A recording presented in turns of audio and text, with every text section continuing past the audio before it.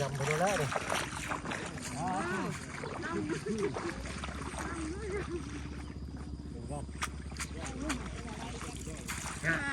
จับมันกล้าเลยขึ้นเลยนะเนี่ยไว้กับหญ้าขึ้นร้ายเลยเนาะดำห่างอีกเนาะทางบ้านเพิ่นมีแต่ซักลุงเอาซักเข่าเนาะโอ้ยเพิ่นไปเข่าให้แต่ก็ได้เข่าให้มาอยู่เนาะดำหน้านี่ใครกูเกี่ยวเข่าพี่น้องเนาะเพราะว่าขาเขาจะได้เสียน้ำเย็นตลอดเนาะดำแรกๆกับบางคนก็จะเอาเบิดกระปั้นหยัดลงไปพี่น้องเนาะต้นเข่ากับผู้ล่างขึ้นมาคือเก่าเนาะสรุปว่าทางเฮานี่ดำไว้ดีได้นี่เนาะกะจะได้สิได้ก่อนหลังได้นี่ก่อนหมู่นั่นน่านี่บ่เดี๋ยวนะตอนเช้าเนาะอยู่บ้านอยู่ซองคือเก่าคือเดิมไปหน่อยนะเนาะมื้อนี้เนาะก็มาฮอดจอดถึงบ้านเป็นที่เรียบร้อยพี่น้องเนาะฮอดตั้งแต่เมื่อคืนนี่พุ่นแหละฮอดก็ประมาณ2 ทุ่มกว่าๆเนาะแล้วก็แวะเซเว่นซิโนกับพ่อทางเบาเงาเพิ่นพี่น้อยเนาะพาลูกพาเมียออกมาเล่นมาแอนมื้อนี้เว้ากันหลายยายกันห่างพี่น้อยเนาะตื่นแต่เช้าชาวบ้านเพิ่นก็ลงวัดลงวาเนาะเป็นคุ้มพี่น้อยเนาะเป็นหมู่นะเนาะทางเฮากับทางปาเตอร์เพิ่นลงเลยพี่น้อยเนาะน้อยอินเตอร์กับปุ๊กแต่เช้าพี่น้อยเนาะก่อนอื่นก็กับทักทายสบายดีพ่อแม่พี่น้องหมู่เพื่อนกันเบิดสุขคนเนาะบ่ว่าฝั่งไทยหรือฝั่งลาวหรือว่าทางฝั่งต่างประเทศก็ยินดีต้อนรับเข้าสู่ช่องบ่เพิ่งเคยหลายคือเก่าพี่น้อยเนาะตื่นแต่เช้าแฮกยูกีตาร์มาพี่น้อยเนาะลงอินเตอร์ปลุกแต่เช้าเลยมื้อนี้ก็ได้สายเบิ่งคนที่ให้ก่อนพี่น้อยเนาะคนที่ให้ก็มีข่าวดีเลยพี่น้อยเนาะมื้อนี้เนาะข่าวดีในหมู่บ้านนี่พุ่นแหละเนาะอันเด้คนที่ให้นี่เบิ้งกันนะได้คนที่ให้นะให้ลูกอาจารย์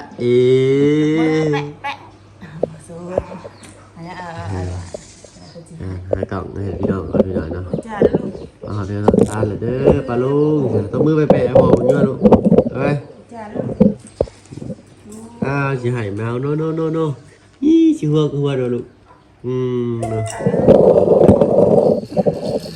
ได้อยากหายอยากว่าไปหน่อยเนาะแต่สาวนี่ก็หายเจอเนาะดูจ้าปลาลูกมาไว้ด้วยเดี๋ยวเลยอารมณ์บดีแต่เศร้าแท้สาวหน่อยนี่ฮะเนาะคือผ้าคลุมฝนวะกระเบื้องกระน้ำผ้าคลุมผ้าพ้นมากขนาดคนก็มันสิคลุมน้ำได้ลูกเลย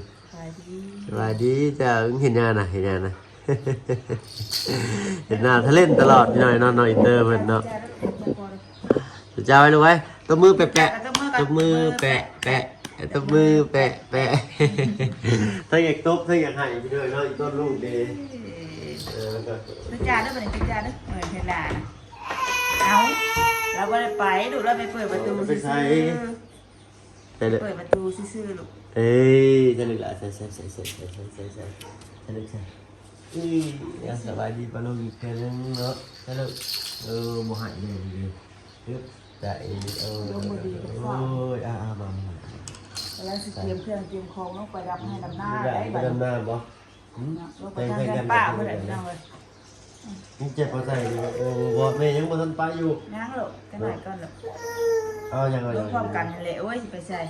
อันนี้จ้ะเดี๋ยวสักเลยนะอันนี้ตีบ่เป็นตาบ่ตบมือแปะตบมือแปะตบมือแปะหัวเงือกคนเก่งชื่ออีกเลยไม่อยากถ่ายอะไรเลยนะวันนี้เนาะทางเรื่อยใจดีเหมือนกันนะมีข่าวดีตัวอีกด้วยทางดีเลยก็ถูกเนาะมันจะติดตามชมให้ทั้งชุดช่องเนี่ยเนาะสายบุญเด็กทางเมโลอินเตอร์เนาะติดตามมาชมใหม่เนาะแต่ขอบคุณขอบใจได้กันเนาะเลยกาตอนลงมามือว่านี่เนาะทางเรื่อยเป็นมีน้ำจิตน้ำใจแบ่งปั้นให้เนาะขาขนมหรือว่าขานมทางน้องอินเตอร์ไปหน่อยเนาะเนาะ นี้ก็สิพากันลงดำไห้ดำนาพี่น้องเนาะลงมาจากสิโปนแล้วก็มีแต่คลิปเฮ็ดให้ใส่หน้านี่แหละพี่น้องเนาะให้พี่ให้น้องได้รับไปชมกันอย่าพาเปิดพาเบื่อกันเด้อหน่อยเนาะเช้าเพิ่นไปปลุกแต่เช้าๆเช้านี่ ตื่นแต่เช้าได้เดี๋ยวนี้ ตื่นแต่จักโมง แต่ มื้อไปหาพวก 5 โมง โอ้ แต่เก้า7 โมงก็ยังบ่ตื่นอ่ะลูกอ่ะ ข้าวถึงบ่ดินน้ำพ่อบ่ลูกน้องไม่ห่อยก็หน่อยเนาะแล้วจะได้ นั่งอยู่ดีๆในกวน เนาะก็เป็นแม่ทางอันฟังไทยเพิ่นเนาะคือพี่ลูกอ่ะแม่แม่ กองการประสานกกเนาะสื่อเพิ่นก็ได้เนาะทางแม่นอินเตอร์ที่กองการประสานกกหรือสิเรียกหรือว่าสิเอิ้นชื่อเล่นเพิ่นง่ายๆก็ได้เพิ่นเนาะพี่แป๊ดเพิ่นว่าเนาะให้เอิ้นเนาะพี่แดงพี่แป๊ดเพิ่นว่าเนาะโดยก็ขอขอบคุญขอบคุณเนาะทางพี่กองการประสานกกหรือว่าพี่แป๊ดเนาะก็ที่มีน้ำจิตน้ำใจบิแบ่งค่าขนมนี้ให้ทางน้องอินเตอร์เนาะก็ทางเฮากับบ่มีหยังต้องบุญแทนคุณก็ให้ดีมีแฮงกับเจ็บอย่าสิได้ของไผอย่าสิมีเด้อเนาะเฮ็ดหน้าที่การงานใดก็ให้เจริญรุ่งเรืองก้าวหน้าเนาะ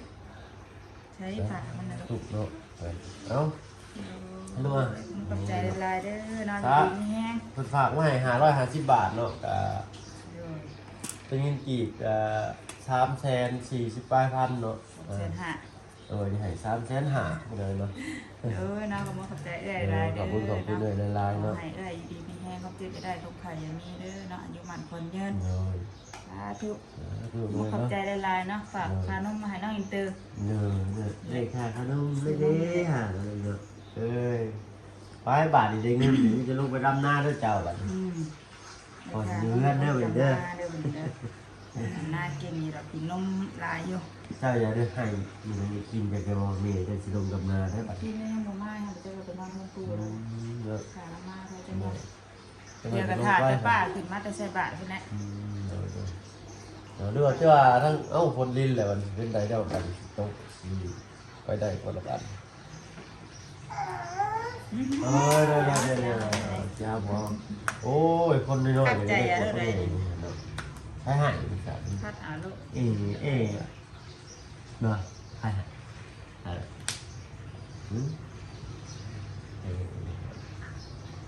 ธรรมดาเลยเนาะพี่น้อยเนาะเด็กน้อยเด็กน้อยแล้วมันนี่เป็นผู้ใหญ่ในภาคข้างหน้าไม่เนาะไปเรื่อยๆเป็นผู้ใหญ่มาเลยมันบอก โอ้ยเจ็บ ตบมือแปะๆก่อนนะตบมือแปะตบมือแปะ ตัวเมื่อขอบใจป้าขอบใจป้า เขาจะเอ็นพี่เพื่อนเนาะตบมือแปะตบมือแปะ เจ้าก็ได้กับตัวมือ จ้า เอาเด้อ จ้า ป้าเด้อเนาะ จ้า แต่เก้าน่ะทุอยู่อันนี้น่ะตบมือเปลี่ยนไปเรื่อยๆพัฒนาการไปเรื่อย เห็นหน้าถ้าเล่นเก่งน้อยๆเนี่ยวันเหนียวส่งบ่อน ๆบ่ได้ต้นช่างหาฝนตกเลย ฝนตกแล้วพี่น้อย คืนนี้ก็ว่าสิตกแห้งกับบ่เนาะ ตกแห้งมาชุดหนึ่งเลยก็ยุดเด็กกระคอยเลยมันแคบก็ในเฮือนคือเนี่ยลูกลิ้นเฮือนป้าใกล้เพิ่งเก่งเป็นสวัสดีกระสั้นบุเลยพี่น้อยเนาะพวกพ่อกันอยู่ให้อยู่หน้าด้วยพี่น้องเลยเนาะยังบ่เศร้าอยู่บ่แขนเขียนผิดเลย มันถือบ่มันเจ็บมันก็เจ็บ ทำมาได้ จับนี่ได้อยู่ได้ธรรมดาอย่างบ่มันเจ็บนี่ชื่นบ่นี่เจ็บ ข้อเนื้อเนาะข้ออันเนี้ย เป็นเกือบจะสุดนิ้วโป้งนะถูกไหมเจ็บ นี่เด้ ว่าจะได้ดูดน้ำขึ้นมาจากน้ำอันนี้น้ำห่วนเพราะว่าน้ำให้น้อยนั้นบ่มีเด้แต่ว่าฝนตกแห้งก็คือสิได้อยู่ฝนตกกับ มัน บ่ จะ แห้ง ได้ กัน ดูดต้องดูดน้ำก่อนแล้วมันตื่นสันนะ ในเงี้ยป้าเชื่อว่านี่ว่าให้ไปเอาอันโฟมดูดน้ำไม่ตุ้ยสิบอกแล้วไปหรอกแรกๆคำว่าฝนตกกันยากฝนตก มันต้องสนิทบ่อยู่บ่ได้ดอกน้ำ มาทั้งนั้นก็ตกแห้ง ตรงนี้ก็สิลงดำได้ เลยเจ้า อย่างเงี้ยอยู่เนาะ แล้วเหลืออีกก็ใต้พุ่นน้อยเหลืออีกงานง่ายเติบแล้วก็ส่งสำให้น้อยพี่น้องเลยเนาะแต่คือสิได้มาทางนี้ให้ แจ้ งาง น ก็ไป ลาย บ่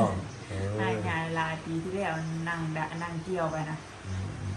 ปีนี้ดำเอาพี่น้องเนาะว่ามันก็ สิได้ให้สิได้หน้าซื่อน่ะมันบ่ได้ว่าเฮาฮู้จักขาหญ้าขายุมันก็คือสิได้อีดอกนี่มันหญ้าลายกว่าเขาอันนี้ ต้องใส่ยาขาหญ้าได้พี่น้อยเนาะทางบ้านเฮาก็ได้เพราะว่าเป็นชุมชนนะเป็นกลางหมู่บ้านเลยเนาะอันนั้นตะกร้าเขาใส่ยาขาหญ้าปุ๊บมันก็ไหลไปตามหัวตามห้องเนาะชาติน้ำมันสิมีให้กินได้ปานตามเบิ่งเนาะแล้วก็ลุงขึ้นก็แนะนำว่าอยากให้ใส่อะไรเลยเนาะ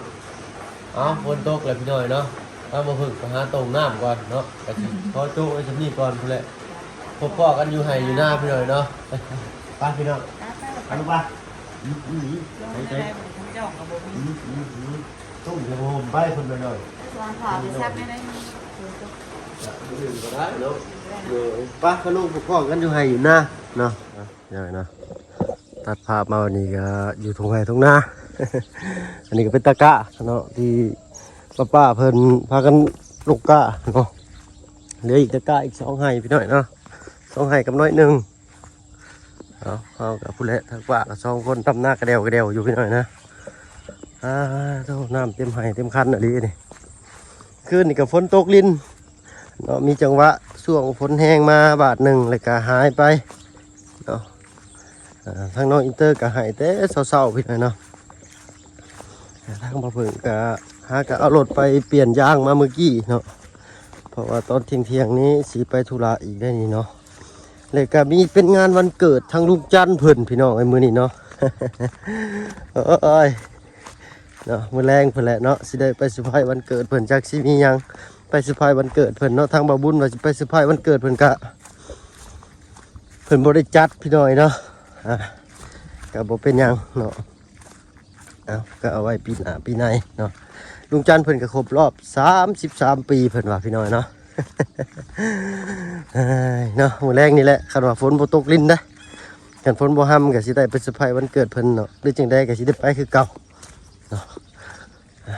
รุ่นไปนำกันพี่น้อยเนาะภาพบรรยากาศงานวันเกิดเล็กๆน้อยๆของลุงจันทร์เฮาเนาะมีหยังหลายดอกพี่น้อยเนาะก็สิได้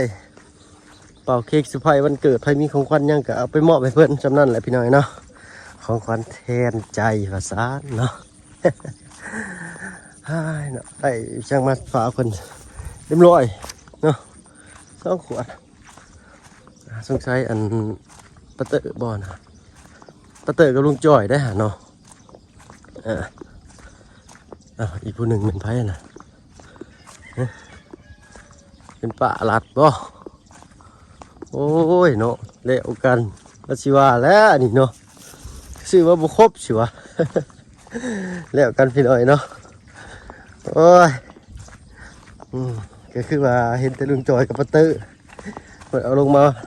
เพื่อเพิ่นช้ำบานนี่แล้วกันได้ปันนี้ไปเสื่องไว้ก่อนบ่ เนาะบ่เป็นหยังพี่น้อยเนาะพอดีนะดำนาไว้ที่ลุงใหญ่บ่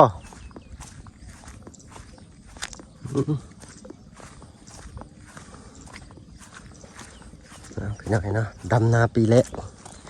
เหกมาหลังจากไปดำมาหลายฝ่าหลายปีแล้วพี่น้อยเนาะทางบ่อเพิ่งก็ได้อันนี้เป็นชาวบ้านเพิ่นพี่น้อยเนาะเพิ่งจะไถหุดแล้วไถแล้วแต่รอบก่อนแล้วแหละเนาะตั้งแต่รอบที่เขาขึ้นไปเซโปนรอบก่อนพุ่นแหละเขาก็ไถนาแล้วเขาก็จังไถนาหุดแล้วเขาก็จึงพากันลงไปเขาก็ได้โอ้ยเด้เนาะต้องใส่บุเป็นปัตเตอร์เด้อนะเนาะโตเกือบแล้วเนาะโอ้ยเป็นไงหนึ่งพี่หน่อยเนาะแล้วงานนี่ค่อยขึ้นแล้วนี่ ให้หน่อยเนาะรุดไปแล้วกันเดี๋ยวศาสตร์ร้อยบุรุษพ่อบาดนี่โทรโปะเป็นอินเตอร์เพิ่นลงมาให้บ่บ้านเนี่ย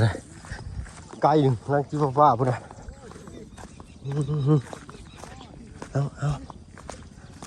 เอาดำนาปีแรกแหงมานพี่น้อยเนาะดูกันไปพี่น้อยเนาะมาหอดเจาะถึงโอ้ผู้ใดคือดำนางามแท้นี่เนาะทางลุงจ่อยกับผู้ใดนี่โอ้มีคนมาซอยบ้านลุงจ่อย เอาเอ็มร้อยเจ้าเติมพลังเอ็มร้อยก่อนโดยลุงจ่อยโอ้ยทางป่าผู้ใดหมู่พ่อซ้ำทางน้ำบานนี่ ว่าทั้งนั้นคิดว่าเป็นหน้าเพิ่นเด้อฮะคิดว่าป้าเอาลุงจอยบ่ลุงใส่ก่อนเลยว่ะ โอ้เรือหน่อยหนึงพอดีพี่หน่อยเนาะ สิได้ขึ้นไว้อยู่ดอกกันก็ได้เธอ ยังมึงลายดิบ่นี่สมพี่พี่หน่อยเอาตัว เราสิได้ขึ้นลังหมู่พี่หน่อยเนาะก่อนเนาะโทษเนาะห้อยเที่ยงนี่ข่อยกับเบิดอลาดแล้วดิ เนาะที่แต่บ่เที่ยงนี่ข่อยดีได้เอาเติมพลังก็ได้ลุงจอยเด้อก้มหลังสู่ฟ้าหน้าสุดินได้ขมำลงหันนะห้อยแนมบ่ได้เห็นกันได้ป้าเถอะเดี๋ยวนะแล้วชาติเนาะโอ้เลี้ยวลงมาข่อยเราคิดว่าอันเป็นฝั่งนั่นโมเมนตัวเนาะนี่โอ้ยบริมาณนี่เนาะปลาเท่าชื่อว่าสั้นกว่าเนาะ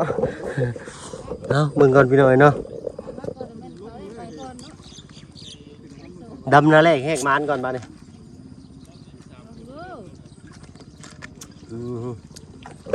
ดำเป็นอยู่บ่อนมึงบ่ฮักเข้ากล้าบ่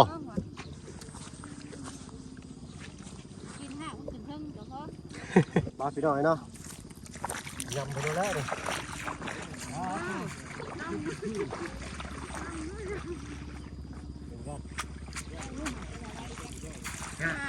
จับมันกล้าเลยคือเลยนะให้มัดหรือเปล่านี่พี่น้อยเนาะเป็นหลายคนกะสิบหูวิธีการดำหน้ากะเป็นทีสิ่งชีพอันนั้นแต่บางคนเพิ่นเอาเครื่องมัดผมเป็นบ่แต่สิเฮ็ดเพิ่นว่า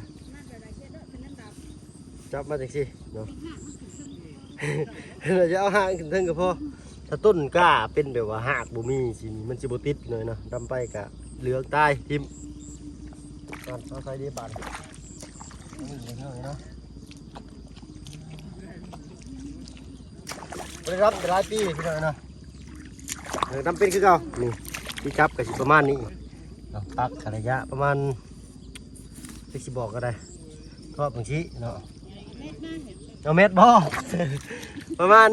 20 เซนได้บ่20 เซนหรือ15ก็ประมาณนี้พี่น้อยเนาะแปะใส่เลยเนาะเนี่ยไว้กระหญ้าขึ้นหลายเลยเนาะดำห่างอีกเนาะอันนี้คาดไว้แต่เมื่อคืนนี่พุ่นบ่อนี่บ้านนี่เรียกแต่เมื่อคืนนี่โอ้อยากห่างไปได้เขาบอกเพิ่งเนาะประมาณ20 กว่าเซนเลยนี่เนาะบ่เป็นยังอนุโลมพี่น้อยเนาะเพราะว่าแต่บ่ได้รำแต่หลายปีเลยตื่นเต้นเนาะ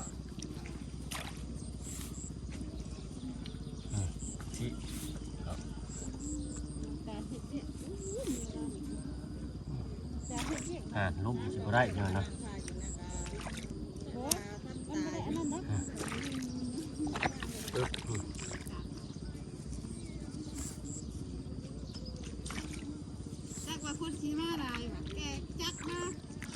เสียสูบน้ำบ่อนี่มาลายนี่ได้กินมีแต่สำนี่แล้วนี่เหรอตาโธ่เที่ยวชาติแล้วทางน้องเพิ่นกอันข้าวเวียกได้ทางน้องซ้อนเพิ่นข้าวเวียกเจ้าน้องซ้อนเพิ่นก็บ่เคยดำได้นานี่โดยมีทางบ้านเพิ่นมีแต่ซักลุงเอาซักเข่าเนาะโดยเพิ่นไปเข่าให้แต่ก็ได้เข่าให้มาอยู่เนาะมาสอบหนึ่งหน่อยเนาะโอ้มิดใหญ่นะเข่าทั้งเพื่อนเม็ดใหญ่แล้วก็เข่าคือเข่าไล่เบอร์รี่เลยเข่าเพื่อนนะ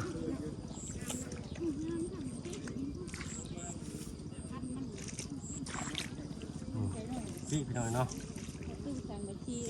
ดูยังเป็นคือเก่าอยู่พี่น้อยเนาะชีแหละอาชีพชาวนาไปทางใด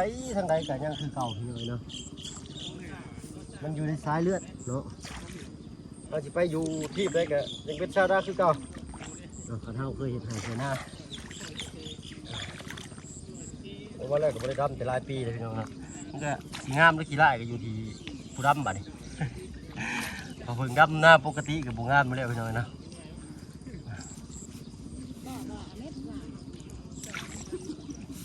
เนาะป้าเตอร์เพิ่นบอกว่าเอาตลับเม็ดมาเพิ่นว่าอย่างพอดี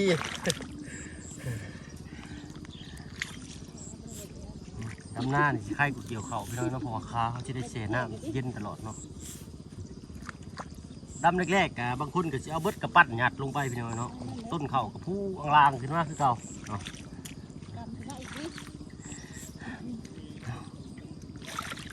ปักลงเลิกลายก็ตายได้พี่น้องแตะไว้น้อยหนึ่งพอดีลมบ่พัดลมนะ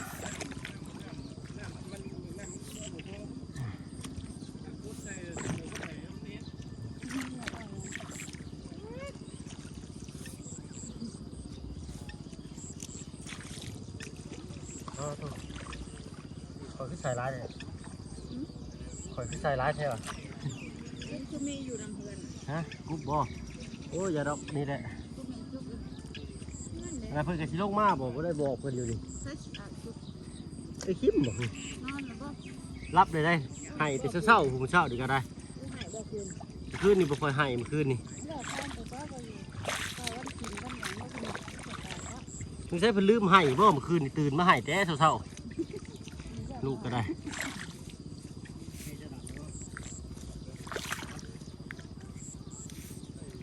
มาพี่น้องเนาะได้มาถึงห่างพวกนั้น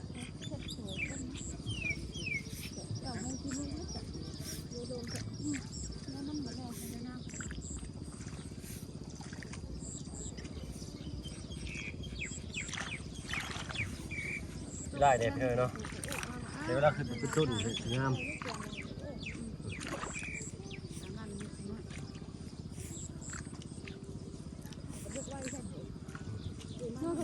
โอ้ทางน้าเพิ่นกับอันดูดน้ำดำมาบ่ทางนั้นอะไร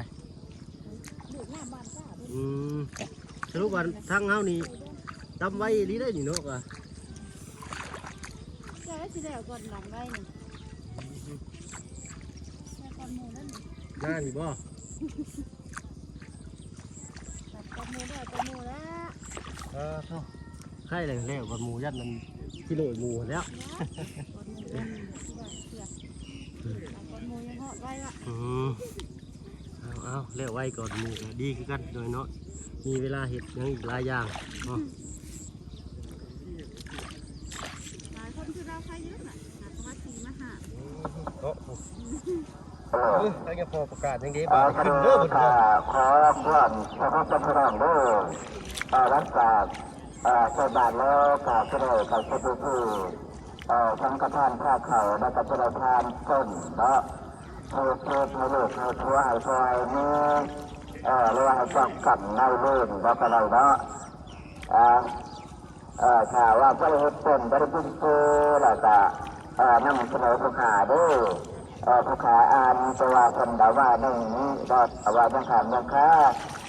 ถ้าเห็นแล้วก็คือพระฤาษีว่าฉันเนาะก็คือดูอดีตายต้องเสนอและผู้ขาตัดสินทานให้เนาะนะโมตัสสะภะคะวะโตอะระหะโตสัมมาสัมพุทธัสสะนะโมตัสสะภะคะวะโตพี่น้อยเนาะสำหรับคลิปนี้ก็สิขอตัวลาลงแล้วพี่น้อยเนาะสาธิตในการดำนาดำไห้เนาะว่าเป็นจังได